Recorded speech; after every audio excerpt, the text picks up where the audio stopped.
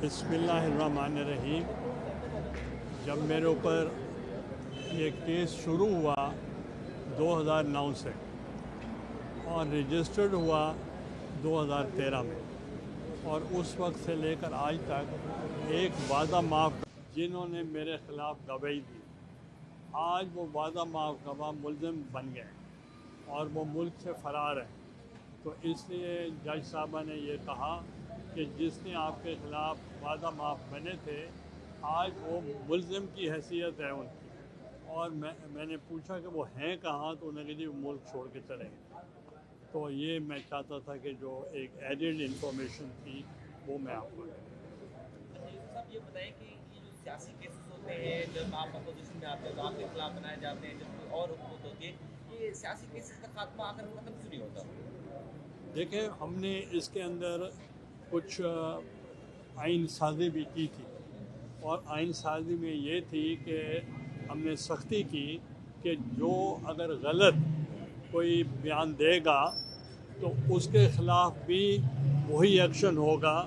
अगर मैं किसी के ख़िलाफ़ गलत जाकर झूठ बोलता हूँ या गवाही देता हूँ, तो अगर वो प्रूव नहीं होता तो उसकी सज़ा भी वही होगी जो वो एक एक्यूज़ को देना चाह रहे हैं।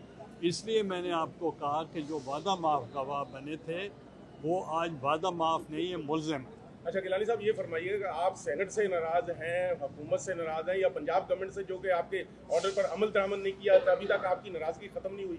देखें, मैं कोई पहली दफ़ा मेंबर नहीं बना। मैं कई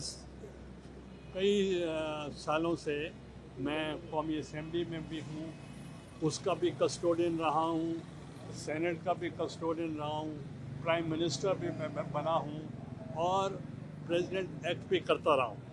तो मैंने बाय द बुक चला हूँ।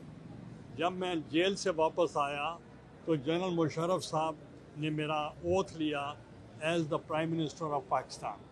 जब वो मेरे साथ बैठे तो मुझे कहने लगे कि गिलानी साहब, I am very comfortable with you. मैंने कहा you will always be comfortable with me since I will follow the book. तो मैं जो भी काम करता हूँ बुक के मुताबिक करता हूँ।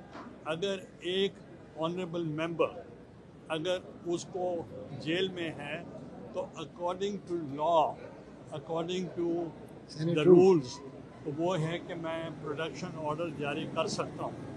ऐसा ही नेशनल असेंबली में भी हो रहा है और मैंने भी किया है, और उसके प्रोडक्शन ऑर्डर पे जो अमल नहीं हुआ तो वो जो उसका माहौल है पार्लियामेंट का वो ख़राब हुआ है।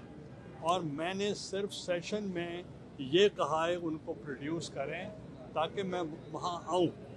मगर कल मैंने देखा कि बहुत सारे टॉक शोज़ हो रहे थे, प्लांटेड लोग बैठे थे, वो कह रहे थे कि सैर सपाटा तो ये करते हैं मगर असेंबली में नहीं आते। उनको मैं बताना चाहता हूँ कि जो आपके बायलैटरल जो आपके विजिट्स होते हैं वो हम अपने मुल्क की बदनामी नहीं कर सकते, और उनमें जाना ज़रूरी है।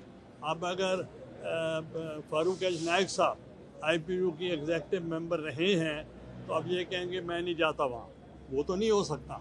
तो बाकी ये है कि हमने जो बात की है वो हमने लीगली मतलब हमने करेक्ट किया है, लेट इट प्रूव अदरवाइज। और दूसरा ये है कि एक और मेंबर को भी कल उन्होंने उठा लिया है। यही कहूँगा गवर्नमेंट से, पंजाब गवर्नमेंट से भी, फेडरल गवर्नमेंट से भी, आज तक उसको जो है उसको प्रोड्यूस करें द पार्लियामेंट, और अगर कल पार्लियामेंट वो अटेंड नहीं करेंगे तो मैं प्रोडक्शन ऑर्डर जारी करूँगा। बहुत शुक्रिया आपका। एक चीज़ जो बड़ी कंफ्यूजन पैदा कर रही है सिंध के अंदर वो है 6 कैनाल जो निकाले जा रही हैं जिसमें दरिया सिंध का पानी इस्तेमाल हो रहा है। उसकी पीपल्स पार्टी की बड़ी जो है ना कंफ्यूज एक पॉलिसी है, तो वाज़ेह तौर पर नहीं कह रही। देखें, एक चीज़ मुझे बताएं कि ये जो कैनाल निकलते हैं सर, इसमें मुल्की इत्तेहाद मजबूत होता है, सलामत मजबूत होती है? देखें हमारा इस वक्त कोलिशन गवर्नमेंट है, और जो मेरे ऊपर केस बनाया गया था वो भी जो हमारी मौजूदा कोलिशन गवर्नमेंट उन्होंने बनाया था, तो हमें उन पर कोई गिला नहीं है। We are still supporting the government and we are with them. हम उनको बैक स्टैब नहीं करेंगे, मगर ये है कि it is up to the leadership کہ بلاول بھٹو زرداری صاحب چیئرمین صاحب اور صدر آصف علی زرداری صاحب ان سے مل کے ان کو اپنا موقف جو ہے وہ بیان کریں. تھینک یو آپ تھینک کی نظر میں کینال نکلنے چاہیے نہیں؟ دیکھیں میرٹ پہ وہ دیکھیں کیونکہ اس کا فورم جو ہے وہ different forum. You thank you جی تھینک یو بس یہ ہو گیا بس